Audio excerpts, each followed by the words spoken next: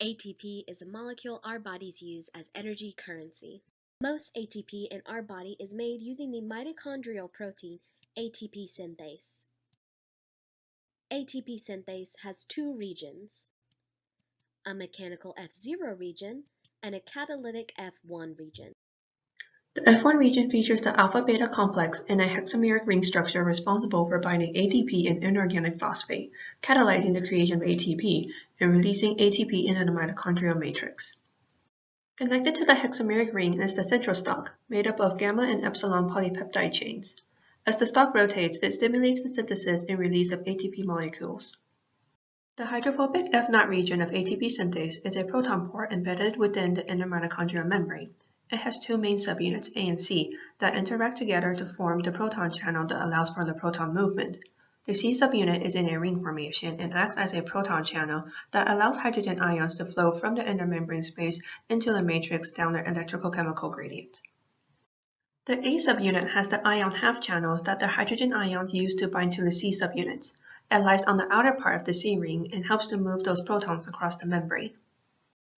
The B subunit connects to the catalytic region of ATPase via the delta subunit, which helps to hold the hexamer ring in place and keep it from rotating.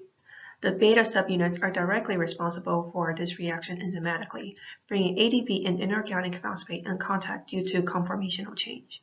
This change is a result of rotation of the gamma subunit that connects directly to the C ring via the epsilon subunit. The ETC is comprised of several proteins that are embedded in the mitochondrial membrane. Electrons flow through these structures, transferring from complex to complex.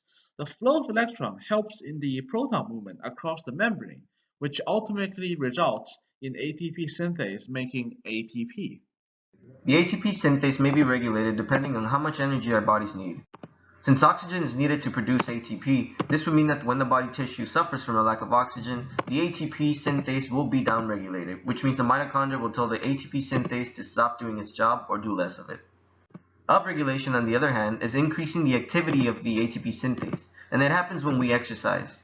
Since more energy is needed for muscle contraction, the mitochondria demands more ATP, so the ATP synthase activity increases. Some mutations can lead to ATP synthase deficiency, wherein the mitochondrion cannot utilize the proton gradient for ATP synthesis.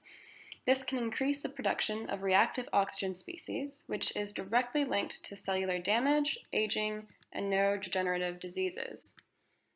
Certain mutations can even result in a condition known as Barth syndrome. Patients with Barth syndrome tend to have an enlarged and weakened heart, muscle weakness, and chronic infections.